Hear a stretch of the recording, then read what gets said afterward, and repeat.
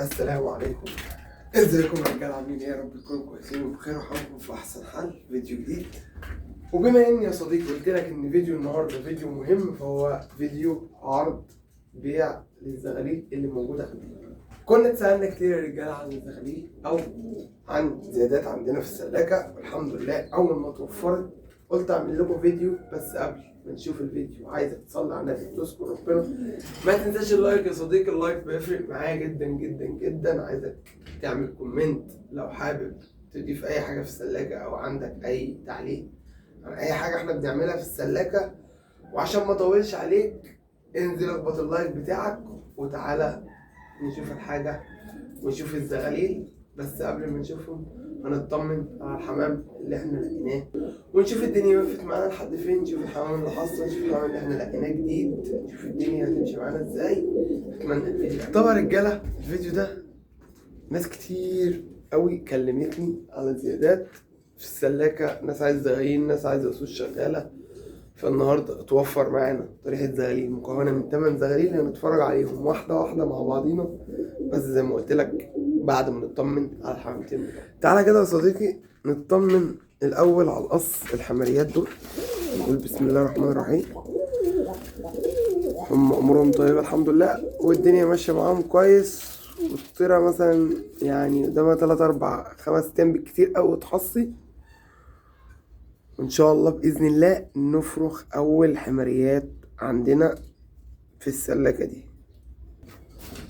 طبعا رجاله عايزين نطمن على المعلم ده. انا كده كده بصيت عليه، يعني الدنيا عنده تمام، وان شاء الله باذن الله المره دي يخصب، لان احنا خدنا منه 4 حصوات قبل كده والدنيا ما كانتش احسن حاجه بالنسبه له. ما كانش فيه تخصيب، واحده بس كان فيها تخصيب وما كملش، والباقي كله ما كانش مخصب. نتادي برضو اول شغل، نتادي قبل كده اتحشرت فيها الحصوايه، فربنا يكرم ميبقاش عندهم مشاكل المره دي، لاني فعلا مستني اخد منهم زغاليل. تعالوا كده برضه يا رجاله ايه نطمن على الحته المونيتنزيه بتاعتنا. نطمن على الحته المونيتنزيه بتاعتنا. اللهم صل على النبي. زغلول هيطلع ان شاء الله، تطلع طيره ان شاء الله، حمايه ان شاء الله باذن الله تطلع كويسه ان شاء الله. ربنا يكرمنا ان شاء الله باذن الله. هنوقفها لنفسينا. القص الباكستانيات دول يا صديقي المفروض يكونوا على وش فك، يعني يفكوا مثلا بكرة، يفكوا بعده بالكتير اوي. هما تحتيهم 3 حصوات، فيهم حصواية تقريبا بايظة، انا بصيت عليها تقريبا تحتيهم حصواية بايظة وحصويتين عمرانين، الدنيا معاهم تمام. لو ما خرجوش بعد بكرة هيبقى الحصى ده في الغالب هيكون كبس، وهنبتدي نتعامل مع الأصوص الحضان بطريقة هقولك عليها دلوقتي.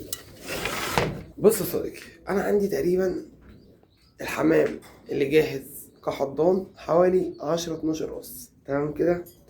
طيب أنا عندي حوالي 4-5 قصوص المفروض أحضن من تحتيهم، حلو كده؟ القص الوحيد اللي جاهز الذرة قطيفة اللي انت شايفه، والباقيين لسه ايه معاهم شوية. وانا فرخت حضان او فرخت طريحة زغاليل، عايز ابتدي بقى اوقف الحضان دوت يبقى مثلا ايه، يبقى جاهز في اي وقت ان انا اشتغل بيه. لو انا فضلت افرخه مرة على مرة على مرة كده، اولا ههلك الحضان في زغاليل تحضين. تاني حاجة مش في الغالب مش هعرف اوفق مواعيد للحصى، لاني ما بظبطش المواعيد بالطريقه اللي المفروض اظبط بيها، ان انا الاقي الوزار بعد 3 ايام الاقي الحضان وهكذا. فالسر عندنا يا صديقي هوريهولك دلوقتي. بص يا صديقي، السر عندنا في الحصويتين البلاستيك دول. ده حصى بلاستيك ما بيتكسرش، تمام كده. هقولك او هشرح لك بان على المعلم ازاي تستفيد من الحضان، وما يعني ما ترجعش النيتي المصطبة تاني فتبدأ تعشق بعض ويبدأوا يحصوا مع بعض والكلام ده كله، تمام كده. بص تعالى بس ايه نحط الحصويتين كده هنا. دلوقتي القص ده حصة دلوقتي، تمام. وانا مش عايز الحصى يكمل تخصيب، او قبل ما الحصى يعرق او يعمر انا هبتدي اشيل الحصى من عنده واحط الحصويتين دول. تمام كده؟ تمام كده. تعالى اقول لك الخطوه التانيه ان انا هبتدي اقول بسم الله الرحمن الرحيم، والاقي الذكر ده على النتايه بتاعته مثلا، يعني نقول النهارده مثلا يوم 1 لقينا القص ده. تمام كده؟ هبتدي ارجع للحضان تاني. انا تعبك معايا معلش، بس انا عايز اشرحها لك ايه عملي. وابتدي اشيل الحصى البلاستيك اللي انا حطيته بعد 2 أو 3 ايام على حسب ما انت عارف حضانك بيمشي ازاي. تمام كده؟ في الغالب بنسبة 80-90% القصين دول يحصوا مع بعض. لو فرق في اللقو ما بينهم 2 أو 3 ايام، ففي الغالب القصين دول هيحصوا مع بعض، وفي الغالب انت كده هتبقى كسبت الحصويتين الغزار احسن من الحصى الحضان، لان في الاخر انت جايب الحمام ده او عامله عشان خاطر يبقى حمام حضان ليك او يخدمه على الاسوس الغزار اللي انت جايبه. يبقى احنا رجاله في الفتره اللي جايه اي قص هيحصي، وهوريك قص محصي دلوقتي وهوريك هنعمل معاه ايه واحنا بنتفرج على الزغليل. اللهم صل على النبي. هبدأ احط له حصويتين او حصوية، واما يحصي التانية احط له الحصوية التانية، يبقى تحتيه حصويتين. وقت ما عوزه للشغل او انا كده محتاجه خلاص للشغل، هبتدي اسحب الحصويتين البلاستيك الذكر والنتاية يبدأوا مفيش حصى تحتيهم، يبدأوا يكسروا على بعض، وهنا تبدأ عملية التزاوج اللي انت عايزها، وان شاء الله بإذن الله مواعيد الحصى تتظبط معاك. تعالى يا صديقي ناخد بقى القص دول، عشان دول برضو اللهم صل على النبي دول خلاص على حصى. بسم الله ما شاء الله، الله اكبر. حمامتين برضو مستنيين نشوف زغللهم. اي حضان بيخش عندك السلاكة لازم تجربه الاول في عياله، دي طريقتي وده اللي انا بشتغل بيه. عايز تشتغل كده اشتغل، حابب تشتغل بطريقة تانية برضو اشتغل. تمام كده؟ اخد منه زغلولتين وبعد كده هبتدي احضن تحتيهم ان شاء الله باذن الله. ولو انا بقول لك لو مش اكيد، لو حصوا مع القص اللي انا ملاقيه اي قص من القصين دول، هبتدي احط له الحصويتين واسمي الله وربنا ان شاء الله يبارك. طبعا يا رجاله احنا عندنا هنا القص دول كنا فادينهم، لان الطيره دي بقالها مع الذكر فوق الشهر ونص ولسه ما حصيتش، وهي اول شغل. تمام كده؟ فانا رجعتها والنهارده هديها اول جرعه من الاوميجا 3 اللي انا هشتغل بيها عشان خاطر الطيره تبدا تتحفز وتشتغل.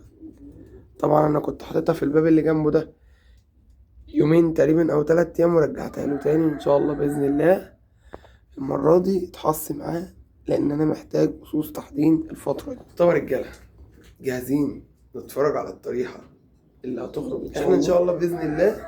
اللي حابب اي حاجه من الطريحه دي، احنا ان شاء الله يا رجاله باذن الله الطريحه ان شاء الله 8 زغاليل هيطلعوا مع بعض باذن الله. اللي هيعوزهم هيكلمني على الرقم اللي انا هسيبه لك تحت في الفيديو دلوقتي. في اي وقت 8 زغاليل مع بعض، يعني مفيش زغلولتين لوحدي. حلو كده؟ اللي هيحتاج الطريحه هيكلمني على رقم التليفون اللي انا هسيبه لك دلوقتي تحت، هيظهر قدامك، وان شاء الله باذن الله ربنا يبارك لصاحب النصيب من دلوقتي ويكرموا فيهم ان شاء الله. حمامتين يشرفونا باذن الله، مش اول ولا اخر مره طلع حمامتين. تعالى يا صديقي كده نسمي الله. ودول اول زغلولتين، دول عيال مارادونا والنتاية اللي معاه. الزغلولتين دول اول حاجه بامانه ربنا، ودي امانه لازم اقولها، الحمامتين دول انا كنت بخدمهم زي ما يكون الحمام ده هيقعد عندي مش خارج، عشان خاطر للامانه لازم تراعي الحاجه اللي انت بتربيها، سواء كنت هتبيعها او مخليها لنفسك. تمام كده؟ تعالى افرجك على تاني زغلولين.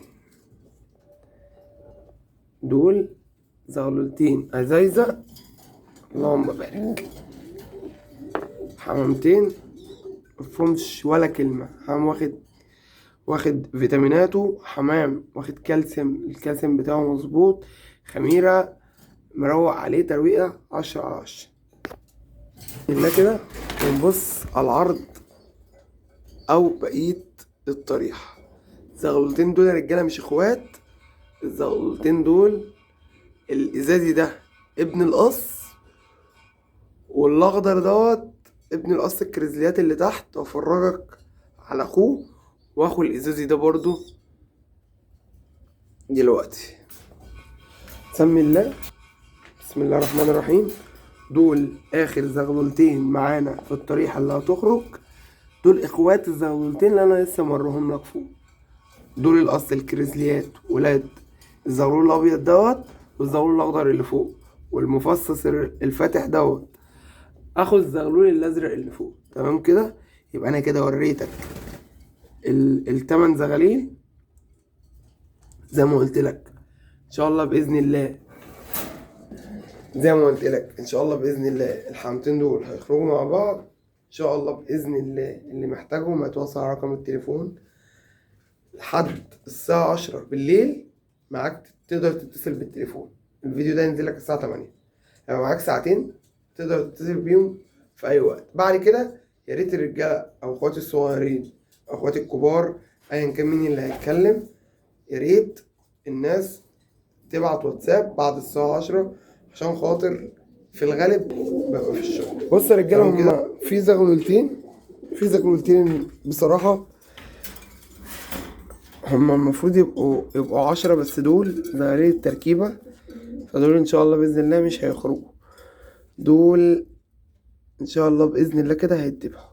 بس انا حبيت افرجك ان الطريحه كلها سيستم واحد او مقاس واحد. الزغاليل كلها ما شاء الله بصحه كويسه. والدرج هنا بيتكلم عن صحه الزغاليل دي الحمد لله. حمامتين زي ما قلت لك، كل واحد بيتعب معاهم قسما بالله، لكنهم حمامتين مش خارجين، لكنهم حمامتين قاعدين بتوعنا. للأمانة الزغلول الصغير ده اللي هو الأبيض ده أصغر ما فيهم، والزغلول ده اتأخر في الحصواية يوم، والقص ملبنوش اليوم التاني وأنا اللي كنت شغال معاه، فهتلاقيه أقلهم صحة. عشان دي برضو للأمانة إن شاء الله بإذن الله يا رجالة يعجبكم وربنا يبارك لنا ويبارك لكم. أتمنى يكون الفيديو كان خفيف عليكم مش طويل. كان معكم أخوكم إسلام أبو كندا من مكانكم من سلكتكم.